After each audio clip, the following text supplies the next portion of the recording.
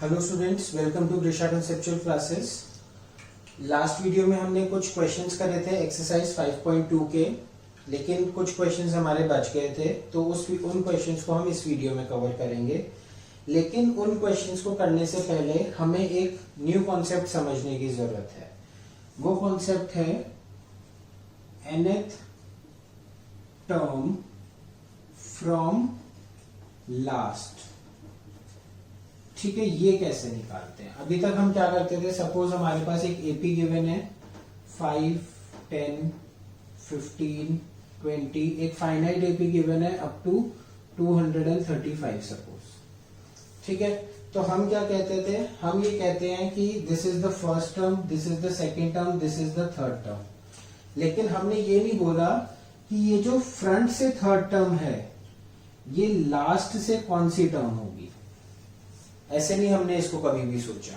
तो अगर आपको क्वेश्चन आ जाए, आपको एक एपी दिया हुआ है और आपको बोला है कि इस एपी की लास्ट से फिफ्थ टर्म निकालो, अगर हमें बोला होगा फ्रंट से फिफ्थ टर्म निकालो, तो हम क्या करते हैं, हमारे पास सिंपल सा फॉर्मूला है। अगर बोलते हैं कि इस एपी की फिफ्थ टर्म निकालो, तो हम क्या करते हैं, हम सिंपली कर देते हैं a5 is equal to a plus 5 minus 1d। ठीक है, लेकिन अब मैं क्वेश्चन में क्या कह रहा हूं कि इसी एपी की फिफ्थ टर्म निकालो फ्रॉम लास्ट। तो वो कैसे निकालेंगे? ठीक है, ये चीज के बारे में हमें समझना है। तो इस चीज को निकालने के दो तरीके हैं मेरे पास। इस चीज को करने के लिए दो मेथड्स हैं। हम एक एक करके दोनों मेथड्स के बारे में डिस्कस करेंगे। ठीक है, फर्स्ट मेथड क्या है कि मैं एपी को रिवर्स कर दूं, रिवर्सिंग द एपी। ठीक है, एग्जाम्पल हम यही ले लेते हैं। एग्जाम्पल हमने यही ले लिया 5, 10, 15 एंड सो ऑन 235। ये हमारी एपी है। ठीक है, अब मैं बोल रहा हूं इसमें हमें निकालना है 15th या 10th कर देते हैं, इसको इजी कैलकुलेशन रहेगी, 10th टर्म फ्रॉम लास्ट।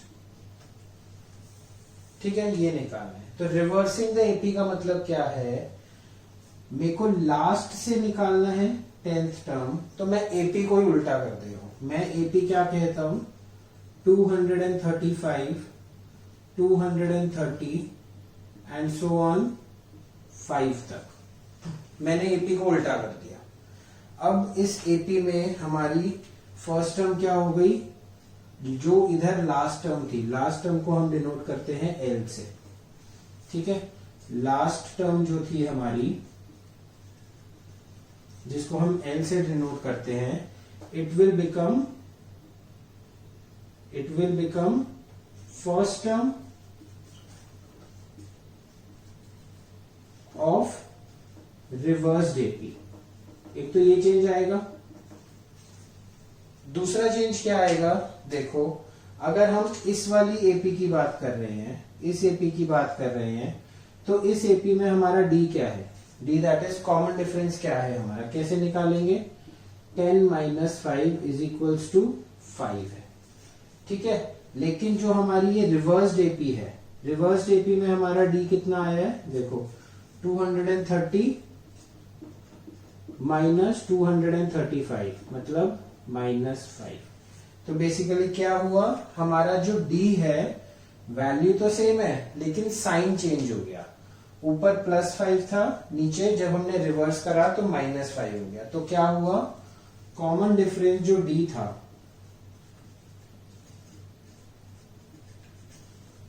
वो क्या हो जाएगा, -d हो जाएगा। ठीक है, तो अब हमारा जो ये वाला फॉर्मूला है ये किस में कन्वर्ट हो जाएगा, जो हमारा फॉर्मूला था an is equals to a plus n minus 1d, ये फॉर्मूला था। तो ये हमारा किस में कन्वर्ट हो जाएगा, a की जगह हम लिखेंगे ln। ठीक है, मतलब nth term from last, this was nth term from beginning. A की जगह क्या आ जाएगा, फर्स्ट टर्म एपी की बन जाएगी लास्ट टर्म, तो लास्ट टर्म को हम लिख रहे हैं एल से, plus nth term will remain nth term n -1 into D क्या हो जाएगा हमारा माइनस डी हो जाएगा।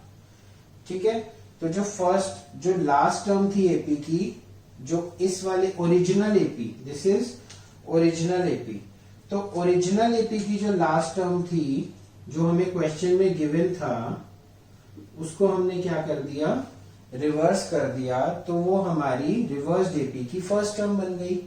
और हमारा जो कॉमन डिफरेंस पहले जो भी साइन था, चाहे प्लस था चाहे माइनस था, पहले ओरिजिनल एपी में जो साइन था, रिवर्स एपी में वो साइन रिवर्स हो जाएगा। तो हमारा देखो फाइनल फॉर्मूला क्या बना, L N is equals to L minus N minus 1 D, ये माइनस डी और ये प्लस था। तो अगर मैं बोलूं 10th टर्म फ्रॉम लास्ट निकालनी है आपको किसी एपी की, तो आप क्या करेंगे, उस एपी की लास्ट टर्म लिखेंगे, माइनस एन की जगह 10 लिखेंगे, -1 इंटू डी। अब ये जो डी है ये ओरिजिनल वाला हो गया क्योंकि यहां पर माइनस का साइन आ गया। ठीक है, तो जो ओरिजिनल एपी में डी था वही डी हो गया क्योंकि यहां हमने माइनस का साइन लिख दिया। अगर आपको वो डी नहीं लेना तो आपको फॉर्मूला जो याद रखना है वो ये वाला याद रखना है। ठीक है, अगर आप कहते हैं कि नहीं अब तो मैं इसी एपी को देखूंगा, उस एपी को मैं देखूंगा ही नहीं, तो आप ये वाला फॉर्मूला याद रखेंगे कि डी जो है आपको फिर इस एपी, अगर आप यहां प्लस लगा रहे हैं तो डी आपको रिवर्स एपी का लेना है, अगर आप यहां पर माइनस लगा रहे हैं तो डी आपको ओरिजिनल एपी का लेना है। ठीक है, एक कॉन्सेप्ट तो ये हो गया। सेकंड कॉन्सेप्ट क्या है, सेकंड कॉन्सेप्ट ये है कि मैं ऊपर वाला हिस्सा थोड़ा सा या चलो मैं यहीं से करता हूं। सेकंड कॉन्सेप्ट क्या है कि मैं nth टर्म फ्रॉम बिगनिंग निकाल लूं। ठीक है, अगर मैं किसी एपी में मुझे बैक से लास्ट से 10th टर्म निकालनी है तो उस टर्म का फ्रंट से भी कोई ना कोई नंबर होगा। फॉर एग्जाम्पल अगर हम एक एपी लें, एक फाइनाइट एपी, छोटी सी एपी लेते हैं, 2 4 6 8 10 12, कितनी टर्म्स हैं, 1 2 3 4 5 6, 6 टर्म्स हैं इसमें।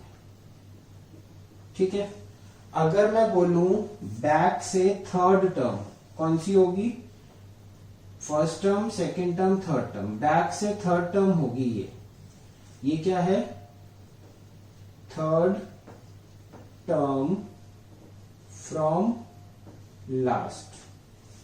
ठीक है, लेकिन अगर मैं फ्रंट से काउंट करूंगा तो फ्रंट से काउंट करने पे इस टर्म का नंबर क्या आएगा, देखो फ्रंट से काउंट करने पे कौन सी टर्म है, 1 2 3 4, this is fourth term from beginning, from front.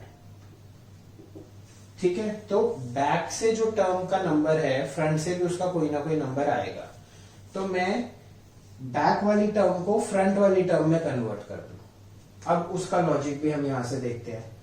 इस वाली एपी में टोटल टर्म्स कितनी थी, 6 थी। ठीक है, तो देखो फ्रंट से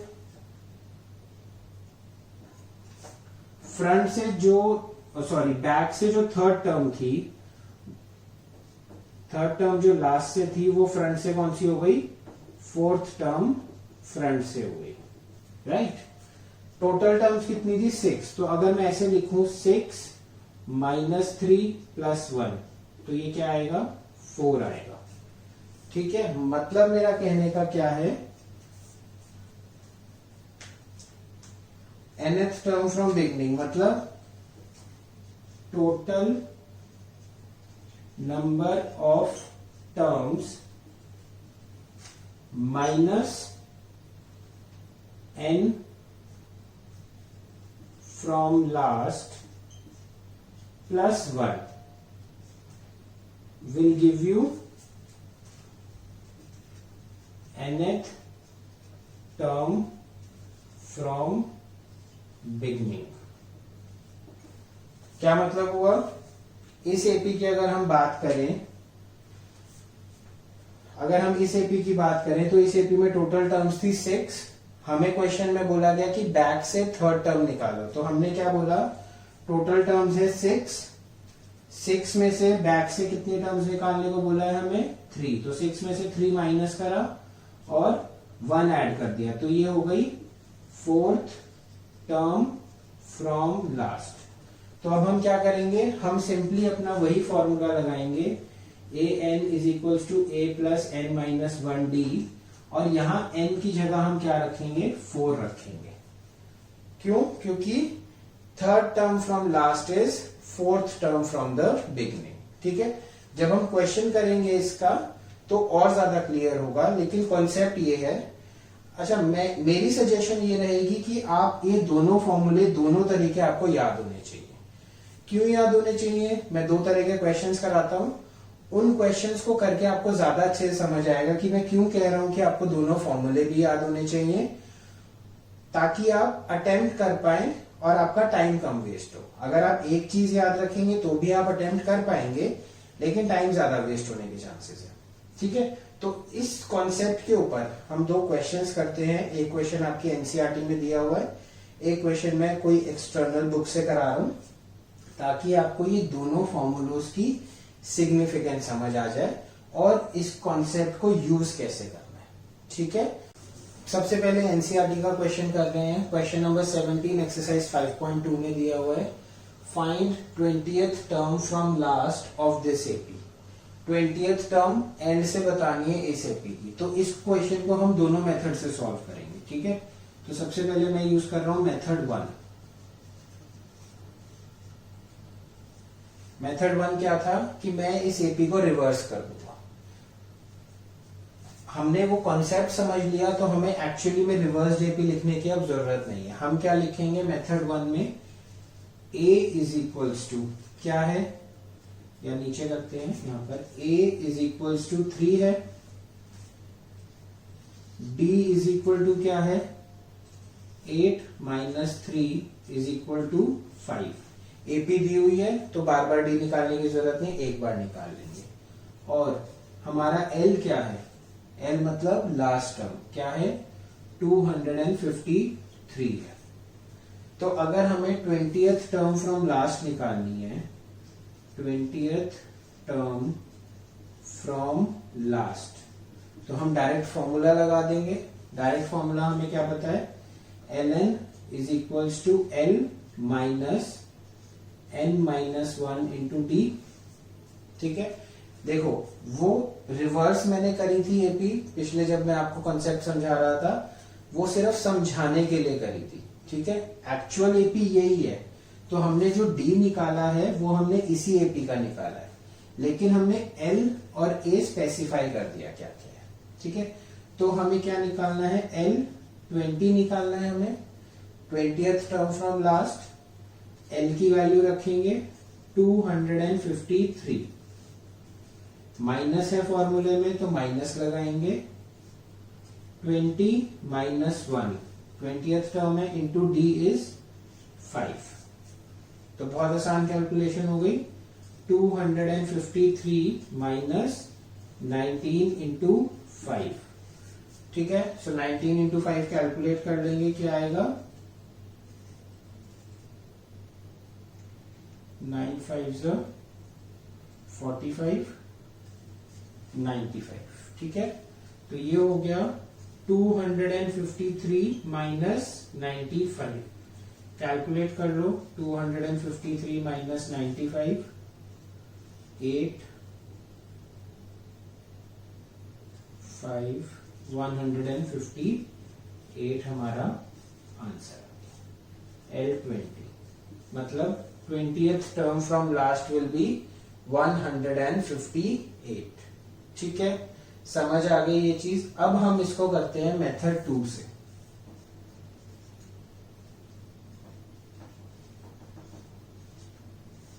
देखो मेथड 2 में हमने क्या करना था? 20th टर्म फ्रॉम लास्ट दी हुई है, तो फ्रंट से कौन सी टर्म होगी हम वो निकालेंगे, ठीक है। लेकिन हमें ये पता है फ्रंट से कौन सी टर्म होगी, उसके लिए हमें क्या चाहिए होता है, टोटल नंबर ऑफ टर्म्स, ये चाहिए होगा हमें। टोटल नंबर ऑफ टर्म्स दिया हुआ है इसमें, नहीं दिया हुआ, तो सबसे पहले हमें क्या करना पड़ेगा, टोटल नंबर ऑफ टर्म्स निकालनी पड़ेगी। और जैसा कि मैंने पहले भी समझाया हुआ है, टोटल नंबर ऑफ टर्म्स क्या होती हैं, position of the last term. Last term की जो पोजीशन होगी that will be the total number of terms. तो हमें क्या गिवन है, a is equals to 3, b is equals to 8 minus 3 is equal to 5 and an is equals to 253, ये given है। और हमें क्या निकालना है, n निकालना है, तो हम निकाल लेंगे an is equals to a plus n minus 1d, तो 253 is equals to 3 plus n minus 1 into 5, 253 minus 3 upon 5 is equals to n minus 1, तो n will be equals to 250 upon 5, 50, 253 में से 3 गए 250 और अपॉन 5 किया 50 आ गया प्लस 1, तो n is equals to 51, ठीक है। तो टोटल टर्म्स हो गई 51, ओके। तो 20th टर्म फ्रॉम लास्ट क्या होगा, 20th term from last will be equal to what, क्या करा था हमने, total number of terms minus nth term from last. इस क्वेश्चन में दिया हुआ 20th term from last plus 1, ये होगा। तो टोटल टर्म्स थी 51, 51 में 20 गया और 1 ऐड कर दिया, तो क्या आया, बेसिकली 52 में से 20 गया 32, तो मतलब 32nd टर्म फ्रॉम बिगनिंग। तो अब हम नॉर्मल फॉर्मूला लगा के इस एपी की 32nd टर्म निकाल लेंगे। कैसे निकालेंगे, a32 will be equal to a plus 32 minus 1 into d। a क्या है 3 plus 32 minus 1 is 31 into d is 5, तो ये आ गया 31 into 5, 3 plus 155 which is equals to 158, ठीक है। तो हम लिखेंगे फाइनल आंसर में हम लिखेंगे 20th term from last is equals to 158। इधर भी 158 आया था, इधर भी 158 आया। लेकिन अगर मैं आपसे पूछूं दोनों में से कौन सा मेथड आसान है, इन दोनों मेथड्स को आप कंपेयर करोगे तो कौन सा मेथड आसान है, ऑब्वियसली हर कोई कहेगा कि ये वाला मेथड इजी है और शॉर्ट है, राइट। डायरेक्ट फॉर्मूला लगा के हमने कर दिया, तो ये वाला मेथड हमारा इजी हो गया और शॉर्ट हो गया। ये मेथड लेंदी इसीलिए हो गया क्योंकि हमें टोटल टर्म्स निकालनी पड़ गई। इस क्वेश्चन में टोटल टर्म्स गिवन नहीं थी, इसीलिए हमारा ये मेथड जो है वो लेंदी और डिफिकल्ट हो गया, ठीक है।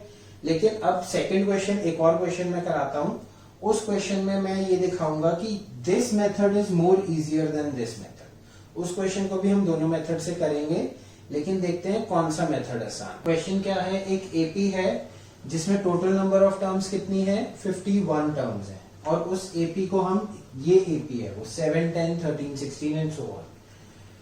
Find its 21st term from the last. Last से 21st टर्म निकालनी है, ठीक है। तो अब हम मेथड 1 करते हैं सबसे पहले, जिसमें हम लास्ट टर्म का फॉर्मूला लगाते हैं। तो हमें a पता है क्या है 7, हमें d पता है 10 माइनस 7 इज इक्वल्स टू 3, लेकिन हमें l तो पता ही नहीं है, इसमें लास्ट टर्म पता है हमें इस एपी की नहीं पता, तो सबसे पहले हमें क्या करना पड़ेगा, हमें लास्ट टर्म निकालनी पड़ेगी, और लास्ट टर्म कौन सी होगी, 51st टर्म। ठीक है, जैसा कि हमने कहा था कि लास्ट टर्म की position is equal to total number of terms, तो टोटल नंबर ऑफ टर्म्स कितनी है, 51, तो 51st term will be the last term. तो हमें क्या निकालना है, हमारे पास फॉर्मूला है a N is equal to A plus N minus 1 d. तो हमें क्या निकालना है, ए 51 निकालना है। ठीक है, that will be the last term. तो ए है हमारा 7 प्लस 51 माइनस 1 इंटू डी कितना है 3। ये हो गया 7 plus 50 into 3 which will be 150। तो 150 प्लस 7 157। तो हमारी लास्ट टर्म क्या आ गई, लास्ट टर्म जिसको हम L से लिखते हैं इज इक्वल टू 157। ठीक है, अब हमें क्या निकालना है, 21st टर्म फ्रॉम लास्ट। तो हम ln का फॉर्मूला लगाएंगे, ln is equal to L minus n minus 1d। ठीक है, ln मतलब L 21st term from the last, L कितना है हमारा 157 माइनस 21 माइनस 1 इंटू डी क्या है हमारा 3। -3 नहीं होगा, क्यों नहीं होगा, क्योंकि हमने यहाँ माइनस का साइन ऑलरेडी ले लिया है। अगर आप यहाँ प्लस का साइन लेते हैं तो -3 होगा। ठीक है, तो कैलकुलेट कर लेते हैं, 157 minus 20 into 3, so 20 into 3 is 60, 157 minus 60 will be 97। तो ये हमारा आंसर हो गया। ठीक है, तो पिछले क्वेश्चन और इस क्वेश्चन में क्या फर्क है, पिछले क्वेश्चन में हमें लास्ट टर्म की वैल्यू दी हुई थी और हमें नंबर ऑफ टर्म्स नहीं दी हुई थी। इस क्वेश्चन में हमें टोटल नंबर ऑफ टर्म्स दी हुई है, लेकिन लास्ट टर्म की वैल्यू नहीं दी हुई। तो इसीलिए मेथड 1 थोड़ा सा बड़ा इसीलिए हो गया क्योंकि हमें लास्ट टर्म की वैल्यू निकालनी पड़ी। ठीक है, अब देखते हैं method 2।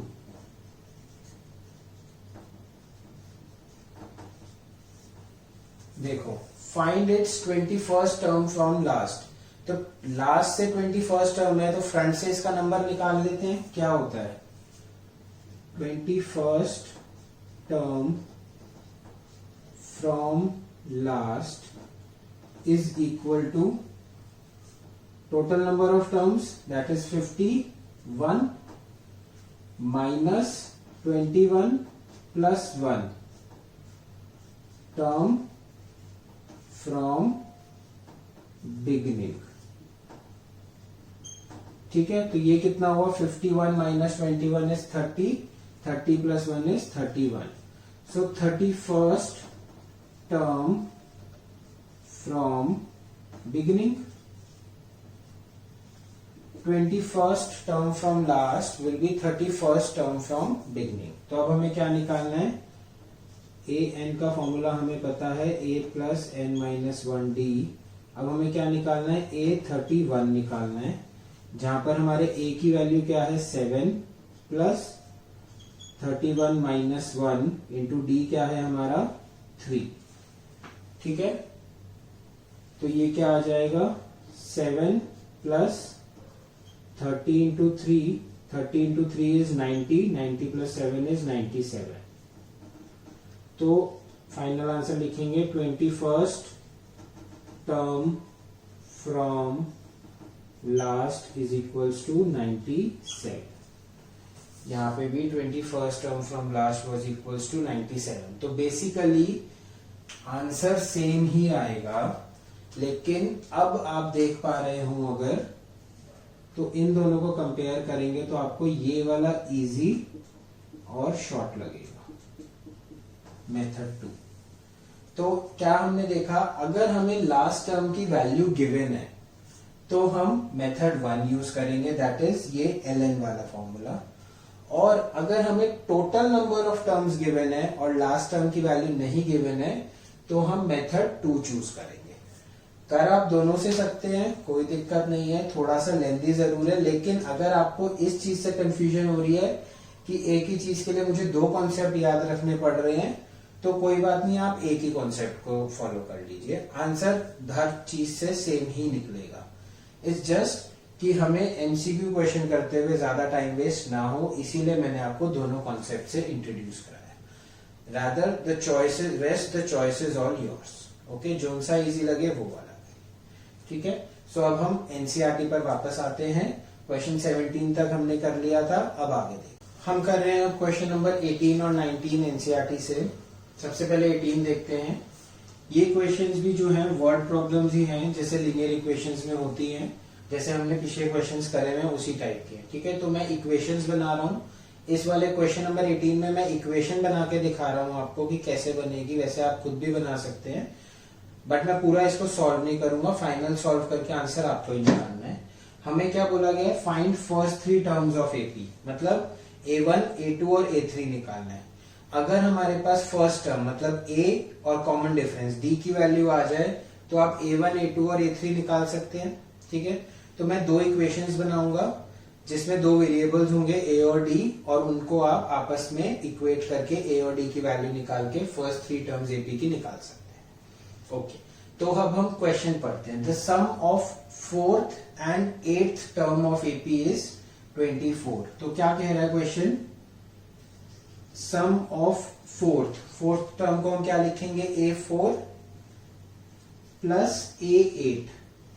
Fourth term and 8th term क्या है, ये 24 है। ये इसका मतलब क्या होगा, फोर्थ टर्म क्या होती है, A प्लस 4 माइनस 1D, और 8th टर्म क्या होती है, A प्लस 8 माइनस 1D, ठीक है। इसकी वैल्यू किसके इक्वल है, 24 के। सॉल्व कर देंगे, A plus A that is 2A plus ये 3D और ये 7D, 10D is equals to 24, equation number 1 बन, ठीक है। बहुत इजी है। इसी तरह से हम इक्वेशन नंबर 2 बना लेंगे। सम of 6th and 10th term, मतलब A6 प्लस A10 किसके इक्वल है, 44 के। वैल्यूज पुट करेंगे, A plus 6 minus 1D plus A plus 10 minus 1D is equals to 44। इसका मतलब क्या आया, A plus A 2A plus ये होगा 5D और ये होगा 9D, तो हो गया 14D is equals to 44। 2 equations, 2 variables, A और D की वैल्यू निकालिए। A और D की वैल्यू आ जाएगी तो first term, second term, third term तीनों आप आराम से निकाल सकते हैं। So this was a very very very easy question, ठीक है। क्या करेंगे आगे, solve for A and D और फिर A1, A2 और A3 की वैल्यूज निकालेंगे, ठीक है। डन। अब आते हैं क्वेश्चन नंबर 19 पर। ये वाला जो क्वेश्चन है ये पूरी वर्ड प्रॉब्लम की फॉर्मेट में दिया हुआ है, क्या बोल रहे हैं और इससे एपी किस तरह से बनानी है। सुब्बाराव नाम का एक आदमी है जिसने कहीं पर काम, किसी ऑफिस में काम शुरू करा 1995 में, और उसकी एनुअल सैलरी थी 5,000 रुपए, ठीक है। उसको हर साल 200 रुपए का इंक्रीमेंट मिलता था। तो हमसे पूछ रहे हैं कि कौन से साल में उसकी सैलरी जो है वो 7,000 होगी। तो देखो, सबसे पहले हम क्या बनाने की कोशिश करेंगे, AP salary in first year.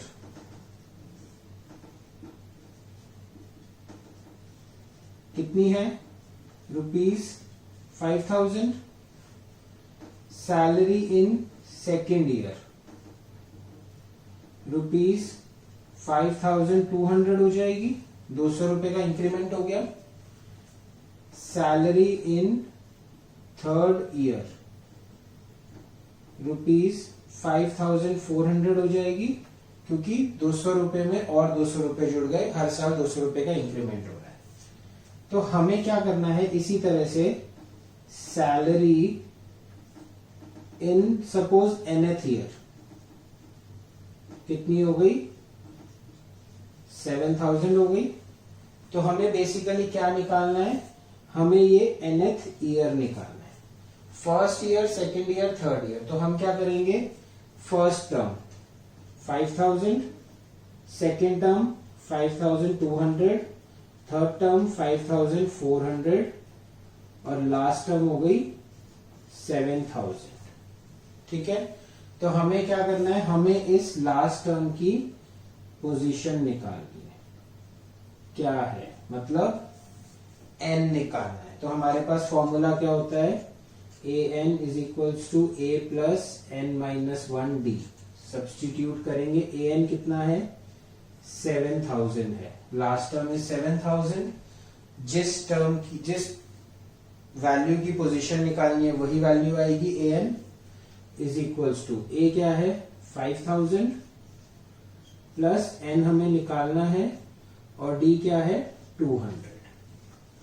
ठीक है, ये चीजें हमें अलग से स्पेसिफाई करने की जरूरत नहीं है अब कि d 200 है, a ये है, a ये है, ये हमने AP लिख दी, इतना बहुत है इस क्वेश्चन के लिए। ठीक है, 7000 माइनस 5000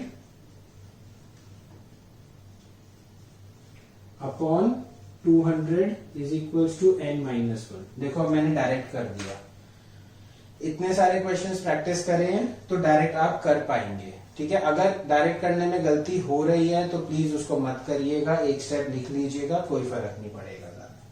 तो ये हो गया 2000 upon 200 is equals to n minus 1, तो n हो गया 11। तो हम कह सकते हैं कि 11th ईयर में, 11th year, in 11th year Subba Rao salary will be ₹7,000। ठीक है, और 11th ईयर का वो निकालना है तो क्या करेंगे, 1995 में 11 ऐड कर दो, तो in year 2006 Subba Rao salary will be 7,000। ठीक है, सो हमने क्या किया, हमने एक वर्ड प्रॉब्लम को एक एपी फॉर्मेट में कन्वर्ट करा और हमने देखा कि हमें क्या निकालना है, पोजीशन निकालनी है या वैल्यू निकालनी है, और अकॉर्डिंगली हमने उसको सॉल्व कर दिया। ठीक है, क्वेश्चन नंबर 20 भी क्वेश्चन नंबर 19 की तरह है, बिल्कुल सेम है, सिमिलर चीज है, बस वैल्यूज का फर्क है। तो आई होप कि वो भी आप अपने आप से कर पाएंगे, कोई खास डिफरेंस नहीं है। ठीक है, तो ये तो हो गया सब जो आपके एनसीईआरटी में जो सारे कॉन्सेप्ट्स और वैल्यूज दिए हुए हैं।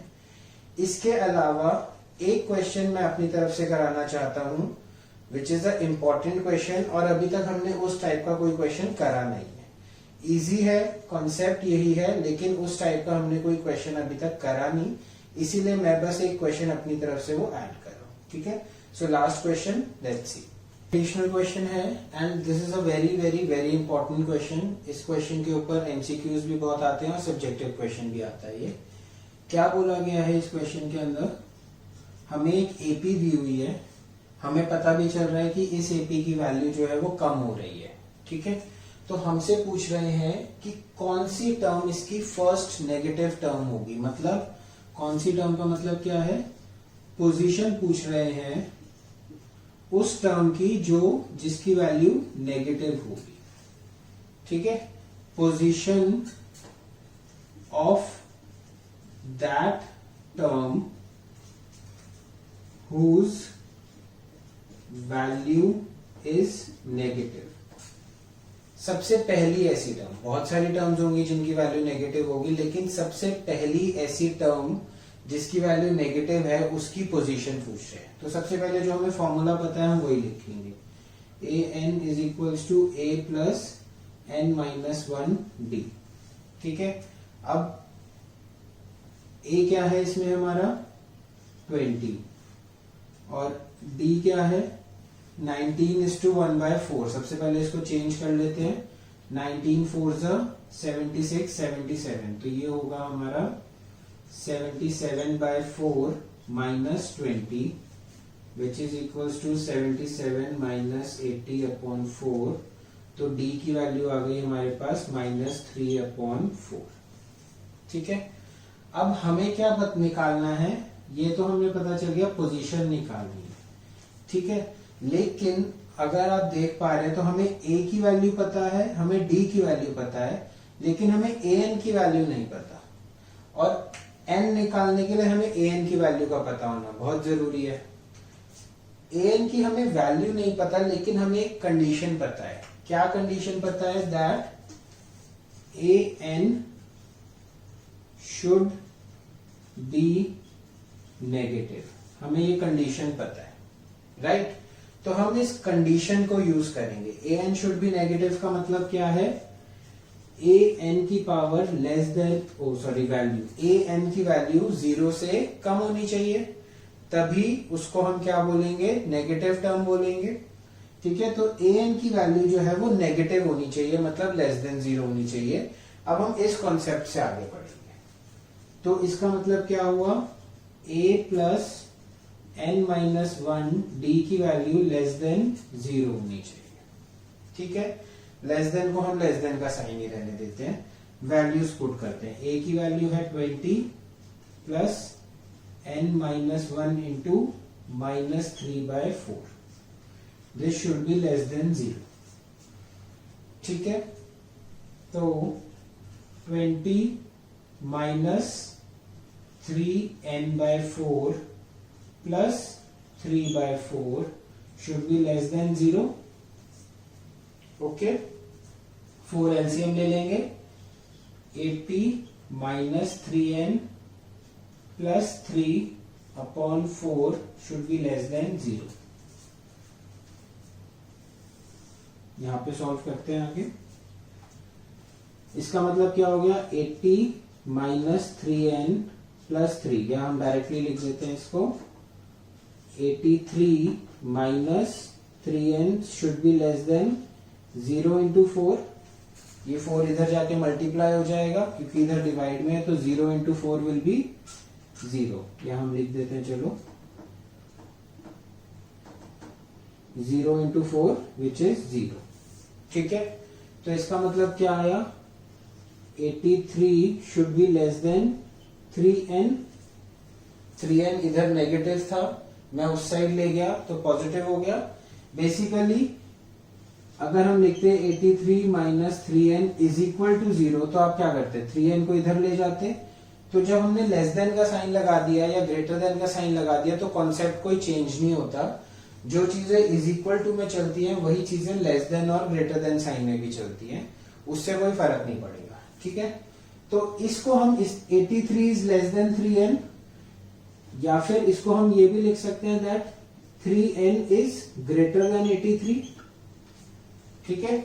3n का साइन की तरफ बड़ा मुंह था, हमने 3n के साइन की तरफ बड़ा मुंह बना दिया, तो क्या हो गया? 3n is greater than 83। तो इसका मतलब n इज ग्रेटर देन 83/3, ठीक है। अब डिवाइड करते हैं इसे। 83/3 फ्रैक्शंस में लाते हैं इसको। 2, 23, 6, 18, 7, 21, 20.6। तो हम 27.6 पर लिख रहे हैं। n should be greater than 27.6। अब मैंने शुरू में बताया था कि n की वैल्यू जो है वो फ्रैक्शंस में नहीं होनी चाहिए, डेसिमल्स में होनी चाहिए, फिर भी मैं यहाँ फ्रैक्शंस में निकाल रहा हूं। इसका मतलब क्या है? n की वैल्यू ग्रेटर देन 27.6, तो 27.6 से बड़ी कौन सी वैल्यू होती है जो कि एक होल नंबर होती है? ऑब्वियसली 28 होती है, सबको पता है 27.6 से बड़ी है और होल नंबर है। तो हम ये लिखेंगे 28th term of this AP will be first negative term। मैंने आप लोगों को कहा था कि n की वैल्यू जो है वो फ्रैक्शन या डेसिमल के इक्वल नहीं होनी चाहिए। यहां पर n की वैल्यू उसके इक्वल नहीं आ रही है, उससे ग्रेटर देन आ रही है, तो उससे ग्रेटर देन जो होल नंबर है हमारी वो वैल्यू हो जाएगी। कॉन्सेप्ट क्या लगाया है, कॉन्सेप्ट हमने ये लगाया कि ए एन जो है, जो उस पोजीशन पे वैल्यू है वो नेगेटिव होनी चाहिए। नेगेटिव होनी चाहिए तो लेस देन 0 होनी चाहिए। ठीक है, इसको लेकर जब हमने सॉल्व करा तो हमने देखा कि n की वैल्यू अगर 27.6 से बड़ी होगी, मतलब n की वैल्यू अगर 28 होगी, तो इस टर्म की 28th टर्म जो है वो नेगेटिव आ जाएगी।